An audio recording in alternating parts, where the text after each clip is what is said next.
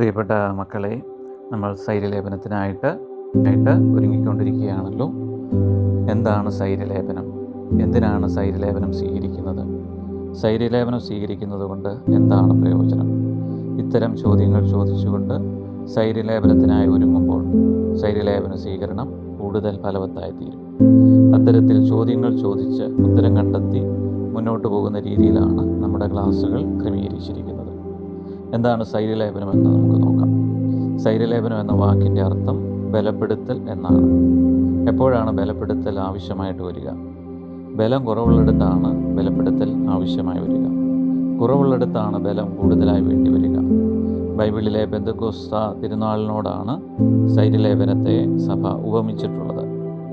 എന്താണ് പെന്തക്കോസ്തായിൽ സംഭവിച്ചത്? അതുവഴി എന്താണ് സംഭവിച്ചതെന്ന് നമുക്ക് നോക്കാം. ഈശോയുടെ ശിഷ്യന്മാർ 3.5 വർഷക്കാലം ഈശോയുടെ കൂടെ നടന്നു. ഈശോ ഒത്തിരി കാര്യങ്ങൾ അവരെ പഠിപ്പിച്ചു. ഈശോ ചെയ്ത ഒത്തിരി അത്ഭുതങ്ങൾ അവർ കണ്ടു. അവരുടെ കരങ്ങൾ വഴിയും അത്ഭുതങ്ങൾ സംഭവിച്ചു. എന്നാലും ഈശോയുടെ മരണസമയത്ത് അവരെല്ലാവരും ഈശോയെ ഉപേക്ഷിച്ചു പോയി.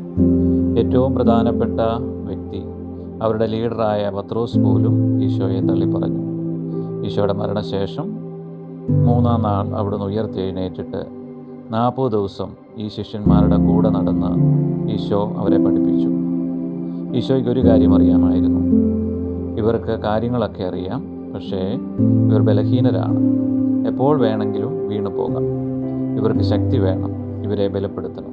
അതിനാൽ ഈശോ സ്വർഗത്തിലേക്ക് ആരോഹണം ചെയ്യുന്നതിന് തൊട്ടു മുമ്പ് അവരോട് ഇപ്രകാരം പറഞ്ഞു: നിങ്ങൾ ജെറുസലേം വിട്ട് പോകരുത്. എന്നിൽ നിന്ന് നിങ്ങൾ കേട്ട പിതാവിൻ്റെ വാഗ്ദാനം കാത്തിരിക്കുവിൻ. എന്തെന്നാൽ യോഹന്നാൻ വെള്ളം കൊണ്ട് സ്നാനം നൽകി, നിങ്ങളാകട്ടെ ഏറെ താമസിയാതെ പരിശുദ്ധാത്മാവിനാൽ സ്നാനമേൽക്കും. അപ്പോസ്തല പ്രവർത്തനം 1:4-5 തിരുവചനങ്ങൾ. അവർ യേശുവിനെ അനുസരിച്ചു. പരിശുദ്ധ അമ്മയുടെ നേതൃത്വത്തിൽ അവർ ഒരുമിച്ച് കൂടിയിരിക്കുമ്പോൾ പെന്തക്കോസ്ത തിരുനാളിൽ അവരുടെ എല്ലാവരുടെയും മേൽ തീനാവുകളുടെ രൂപത്തിൽ പരിശുദ്ധാത്മാവ് വന്നു നിറഞ്ഞു. അവരെല്ലാവരും ശക്തി പ്രാപിച്ചു.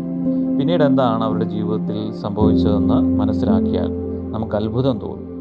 ഒരു സമയത്ത് പേടിച്ച് ഓടി ഒളിക്കാൻ ശ്രമിച്ച ശിഷ്യന്മാർ എല്ലാവരും ധൈര്യപൂർവം പൊതുസമൂഹത്തിൽ ഇറങ്ങി നിന്ന് യേശുവാണ് ഏക കർത്താവെന്ന് പ്രഘോഷിക്കാൻ തുടങ്ങി.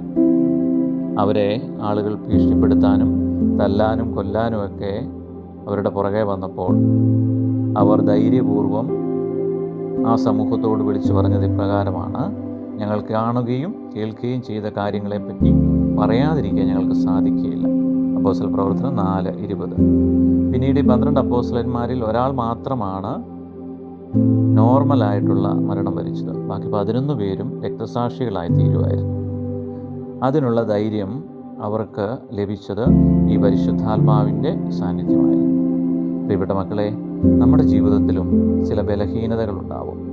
എനിക്ക് നല്ല വ്യക്തിയായി എല്ലാവരുടെയും മുമ്പിൽ സൽപ്പേര് നിലനിർത്തി ജീവിക്കണമെന്ന് ആഗ്രഹമുണ്ടാവാം. എന്നാൽ ചില ബലഹീനതകളിൽ നീ വീണു പോകുന്നുണ്ടാവും. കൂട്ടുകാരുടെ പ്രേരണയിൽ പല തെറ്റുകളിലേക്കും നീ പോകുന്നുണ്ടാവും. മൊബൈലിലൂടെ അരുതാത്തത് പലതും നീ കാണുന്നുണ്ടാവാം. പല തെറ്റായ ബന്ധങ്ങളിലും വിട്ടുപോയിട്ടുണ്ടാവാം. അതിൽ നിന്ന് കരകയറി നന്നായി പഠിക്കണമെന്നും വിശുദ്ധിയോടെ ജീവിക്കണമെന്നും നീ ആഗ്രഹിക്കുന്നുണ്ടോ? ഒരു കാര്യം മനസ്സിലാക്കുക. നമ്മുടെ ബലഹീനതയിൽ നമ്മെ ബലപ്പെടുത്താനാണ്, നമ്മെ സഹായിക്കാനാണ് പരിശുദ്ധാത്മാവിനെ ദൈവം നൽകിയിരിക്കുന്നത്. ആ ബലപ്പെടുത്തലാണ് സൈര്യലേപനത്തിലൂടെ നമുക്ക് ലഭിക്കുക. സൈര്യലേപനം വഴി ആത്മാവിൻ്റെ മായാത്ത മുദ്ര നമ്മുടെ ആത്മാവിൽ പതിക്കപ്പെടുന്നു. ദൈവത്തിൻ്റെ മകനും മകളുമായി ജീവിക്കാനുള്ള കൃപാവരം നമുക്കതുവഴി ലഭിക്കുന്നു. അതുവഴി നാം ദൈവത്തിനും മനുഷ്യർക്കും പ്രീതികരമായി ജീവിക്കുന്ന ഒരു വ്യക്തിയായി മാറാൻ നമുക്ക് കഴിയും. അതിനാൽ സൈര്യലേപനത്തെ ഗൗരവത്തോടെ നമുക്ക് കാണാം. ആഗ്രഹത്തോടെ, പ്രാർത്ഥനയോടെ സൈര്യലേപനത്തിനായിട്ട് നമുക്കൊരുങ്ങാം. ദൈവം നമ്മെ എല്ലാവരെയും അനുഗ്രഹിക്കും.